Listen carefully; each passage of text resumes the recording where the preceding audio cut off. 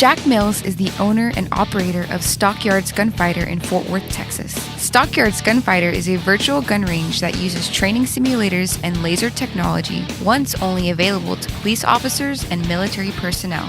Visitors can shoot zombies or engage in serious tactical training. Jack says, gun training can prepare us for the worst and help us protect ourselves and our loved ones. In the military, I was Chief of Explosive Safety, so I've been around gun ranges for decades. The virtual part, I saw them. Then I worked on fighter aircraft simulators for a number of years. Then I came back to seeing firearm simulators and thought, there's something nobody's doing. And so this is something that if they knew what it could do, there'd be a whole lot more interest in it, because if I'm teaching you in a simulator lab, we can turn the volume down so we can have a conversation. If you make an error, I can freeze in that moment and explain that error, make it a teaching moment. None of that's possible if we're in a gun range shooting live ammo. You got earphones, you got goggles, you got a real weapon throwing real ammo, so I can't have you turn until it's, you gotta, not that we don't play by the same rules, but our environment is just so much different that it makes it a good environment to be in. It's safe. It's at any skill level we can bring you in and work with you where you're at.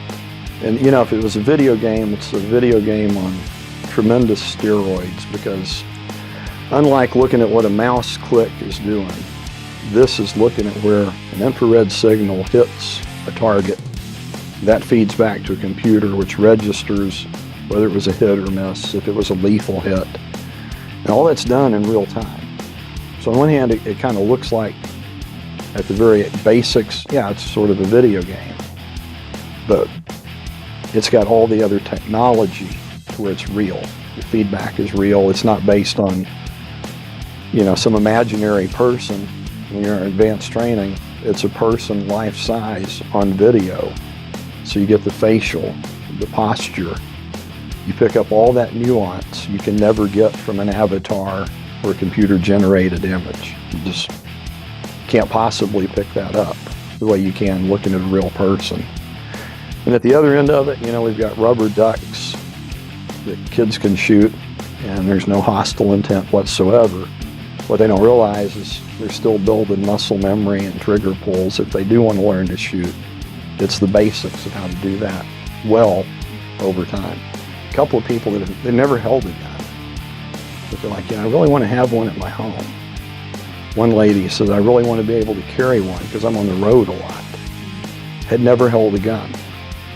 Those are my favorite ones because you don't have to unteach or unlearn bad behavior, because so many guys, well-intended, will go, here you go, sweetheart, here's the gun I bought just for you. And it's completely not the right gun for that person based on their size, their physical ability, or their attitude. But now they've gotten this from their brother, their husband, their dad. How do they say no? Or if I could have had them to start with, I could have helped them, based on those dimensions, find what would be the ideal fit. Because it's kind of like shoes. Not everybody wears Western boots for a reason. There's so many different shades of guns. Figuring out the one that's really going to work depends on who you are, where you're going to be, and how you see ever using that gun. Maybe you just want to shoot for entertainment. You may not need, an AR-15 tricked out to go to war if what you really want to do is go plank on targets down at the pasture. They're just different tools for different jobs, and we want to try to help people figure that out. The tough part of it is, if you haven't thought through what's going to happen. Let's take something as simple as a guy pulls a knife. The FBI says at 28 feet, you've got 3/4 of a second to react before that knife is planted in you.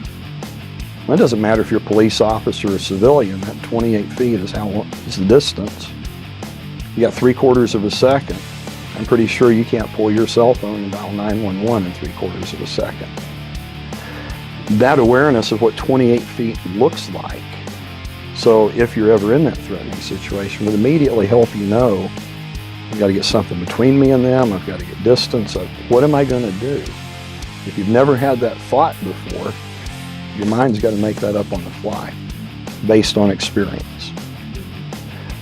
If you've trained on that and you see it, you've already got a thought process, a way to make a judgment. You haven't decided exactly what you're going to do, but now you've got that awareness of there's a threat. I judge it to be under 28 feet. Now I know I've got a very narrow window to do something. What's the best thing I can do in that particular moment, given that circumstance, to respond? But if you don't train it, then you've got to create it. You got to create it under stress. Your chance of making mistakes much higher than if you've actually seen it and encountered it before. It's about the need to train, and I do make some judgment on people. Like I've had guys come in. Anybody can come into the Stockyards Gunfighter and shoot anytime. At the other end of it, if you're shooting the stress vest, that's because you're law enforcement, you're armed security, you're a homeowner that wants specific training, on how to clear your home and how to defend your family. So we're pretty selective on how we go to that full extent of the training. But yeah, it's available to anybody who wants to do it, but it all starts with virtual. I'm not going to put you in a vest until you're pretty comfortable with reacting with the simulator. If I want to be prepared, how do I go into my house and clear the rooms? What's the right way if you think you hear somebody downstairs? There's actually well-established protocols for how you should go down there and approach that. Even though you've already dialed 911, you may not want to just hunker down in your room. You may need to go out and check. And there's good protocols for how to do that, how to be safer at it.